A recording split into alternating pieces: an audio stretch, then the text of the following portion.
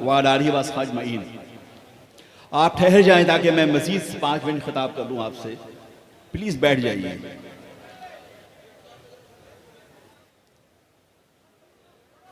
بتا رہا تھا بھائی، سنو بھائی، شاید کچھ اچھی بات ہے، گھر جاؤ گے۔ What are you doing?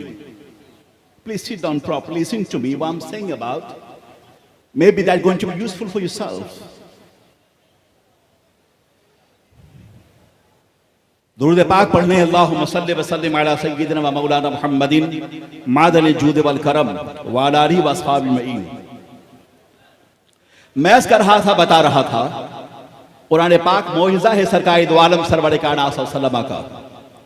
Sweden میں جو واقعہ ہوا قرآن سوزی کا، اسی جگہ دوسرے جمعے کی دن اذان ہوتی ہے، اور یہ وہ اذان نہیں جو آپ سنتے ہیں یہاں بار بار، یہ وہ ایسی اذان ہے جو دلوں میں انقلاب پیدا کرنے والی اذان ہے، انقلاب مصطفی پیدا کرنے والی اذان ہے۔ دل کے صدرہ پر اس اذان کے ذریعے سے محبت رسول کا جبریل نغمہ سنج ہوتا ہے، اس ذریعے سے، اس اذان کے ذریعے سے نگاہوں میں گنبد خضرا نکھر جائے کرتا ہے، اور اس اذان کے ذریعے سے یہ محسوس ہوتا ہے کہ دی اذانیں کبھی یورپ کے کلیساؤں میں، کبھی افریقہ کے تپتے ہوئے صحراؤں میں۔ اذان ہو رہی تھی، نماز ہوئی، اور امام صاحب تلاوت فرما رہے تھے نماز جمعہ میں، اور یہ نماز کہاں ہو رہی ہے؟ سویڈن کے مین سٹی سینٹر میں اذان ہو رہی ہے، اور وہاں نماز ہوئی ہے۔ احسان ہے آقائے دو جہاں سرور کائنات کا کہ انہوں نے مسجد کو مسلمانوں کی سجدگاہ بنا دیا ہے۔ یہ زمین تمہاری ہے جہاں تم بیٹھے ہو۔ لال قلعہ کی اونچی فصیلیں یہ کہہ رہی ہیں کہ زمین تمہاری ہے، لال قلعہ کی بلندی یہ کہہ رہی ہے کہ زمین تمہاری ہے، قطب مینار کی شوکت رفعت یہ کہہ رہی ہے کہ زمین تمہاری ہے، گنگا اور جمنا کی اچھلتی ہوئی لہریں یہ کہہ رہی ہیں کہ زمین تمہاری ہے، تاج محل کی خوبصورتی یہ کہہ رہی ہے کہ زمین تمہاری ہے، خواجہ اجمیری کا آستانہ یہ کہہ رہا ہے کہ زمین تمہاری ہے، قطب الدین بختیار کاکی کی چوکھٹ یہ کہہ رہی ہے کہ زمین تمہاری ہے، نظام الدین محبوب اللہ کا آستانہ یہ کہہ رہا ہے کہ زمین تمہاری ہے، سرکار امام محمد رضا کی تعلیمات یہ کہہ رہی ہیں کہ زمین تمہاری ہے۔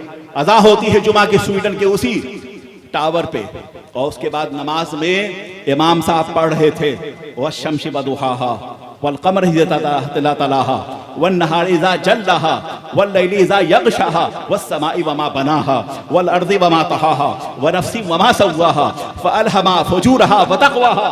اس پڑھنے کے بعد کچھ انگریزوں نے اسے سمجھا، کچھ نہیں سمجھا، اور اس کے بعد کہا جب اس قدر ترنم خیزی ہے اس آیت کریمہ میں، اندازہ کرے والشمس وضحاها والقمر اذا تلاها والنهار اذا جلاها والليل اذا يغشاها والسماء وما بناها والارض وما طحاها۔ یہاں آسمان کا بھی تذکرہ ہے، یہاں زمین کا بھی تذکرہ ہے، شمس و قمر کا بھی تذکرہ ہے، انسان کے اخلاقیات کا تذکرہ ہے۔ یہ مکمل سورہ پاک آفاق و انفس کے مشاہدے کے حوالے سے بہت ہی نمایاں صورت ہے، جس کے اندر ایسٹروفزکس بھی ہے، جس کے اندر میتھمیٹکس بھی ہے، جس کے اندر علم حساب بھی ہے، جس کے اندر شمس و قمر کے طلوع غروب کا باضابطہ اس کی تھیوری موجود ہے، جس کے اندر بتایا گیا ہے کہ نظام شمس و قمر ہے کیا، انسان کی تخلیق کا مقصد کیا ہے، یہ بحر و بر، یہ آفاق و انفس، یہ خشک و تر، یہ شمس و قمر، یہ رونق، یہ افق کی رونق ہے، اور یہ تمام زمین و آسمان کی وسعتیں، یہ صحرا و سمندر بیکار نہیں ہے۔ اللہ رب العزت اسے بامانہ پیدا کیا ہے۔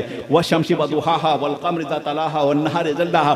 سننے کے بعد جب نماز مکمل ہو گئی، 200 کے قریب 200 کے قریب انگریز امام کے پاس آئے اور کہا کہ لمحے کی تاخیر نہ ہو، ہمیں کلمہ پڑھا لیجیے، اس لیے کہ اب تک ہمارا عالم تو یہ تھا کہ ہم جب چرچ میں جائے کرتے تھے تو ہمارا عالم یہ تھا کہ پہلے چیئر میں، پہلے رو میں، پہلی سیٹ پہ who going to be prime minister of the country, he has to sit in the first chair. Who going to be member of parliament of this country, he has to sit in that chair.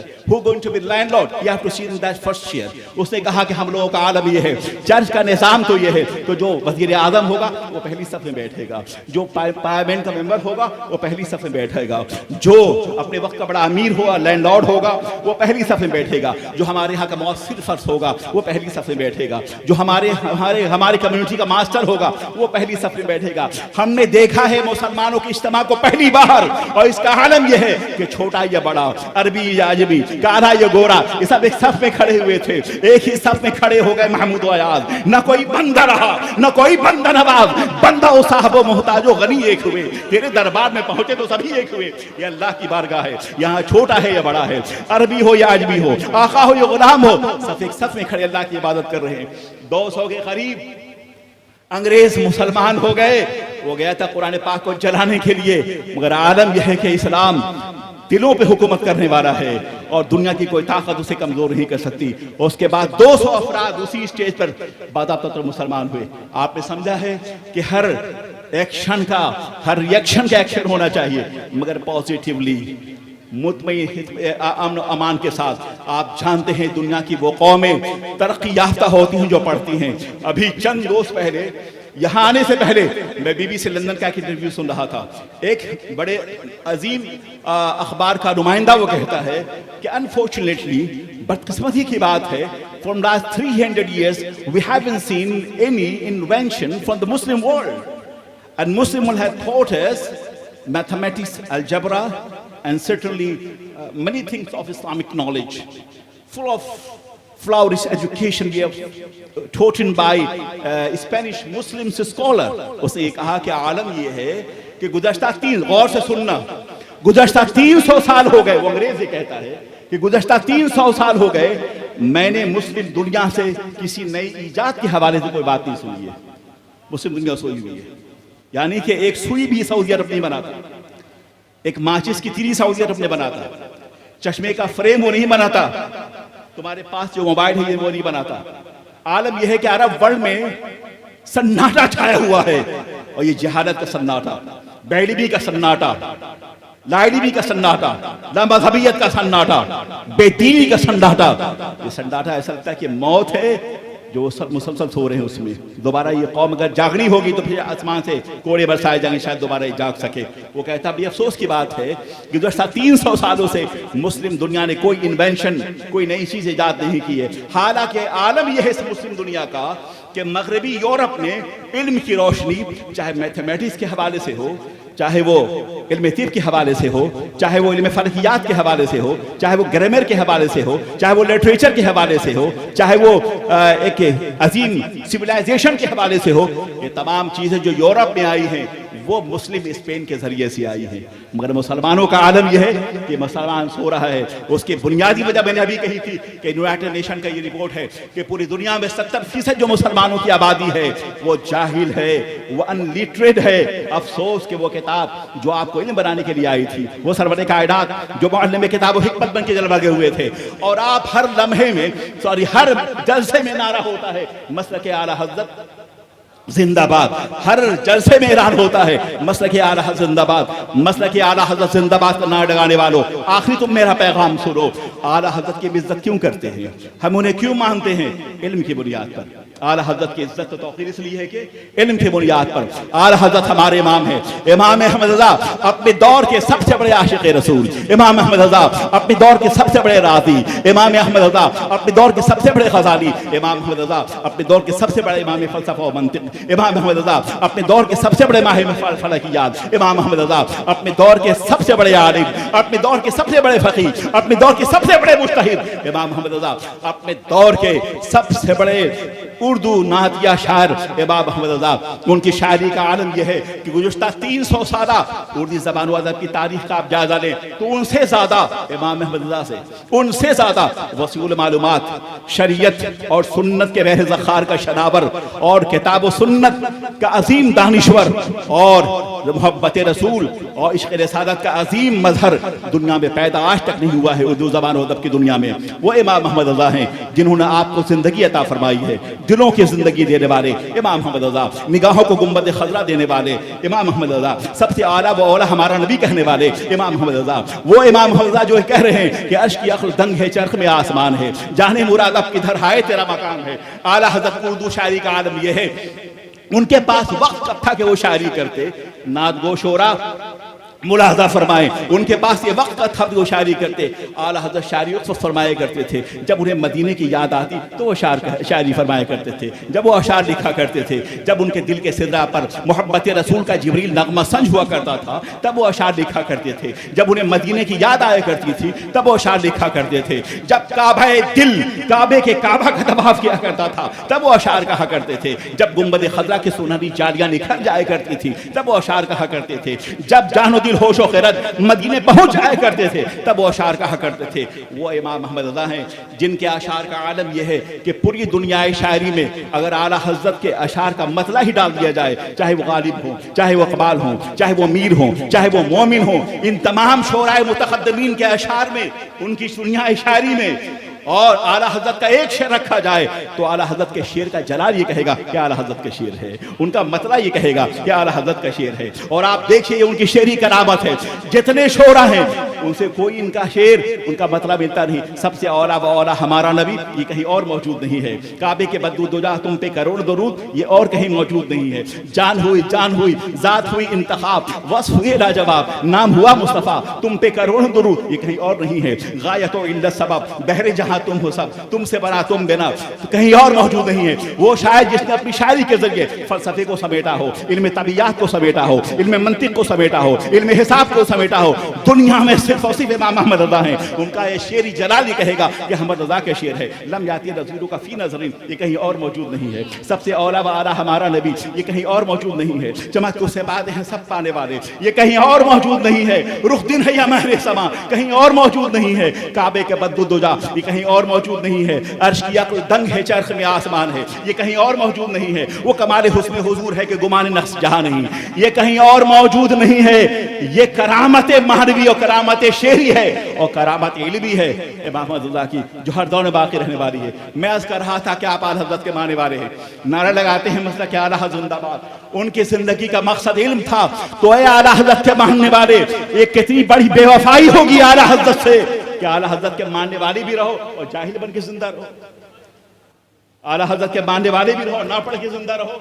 आपके इमाम की जिंदगी का हर गोशा इल्म से आबाद था। उन्होंने जितने उलूम पढ़े हैं और पढ़ाए सब के सब मॉडर्न थे।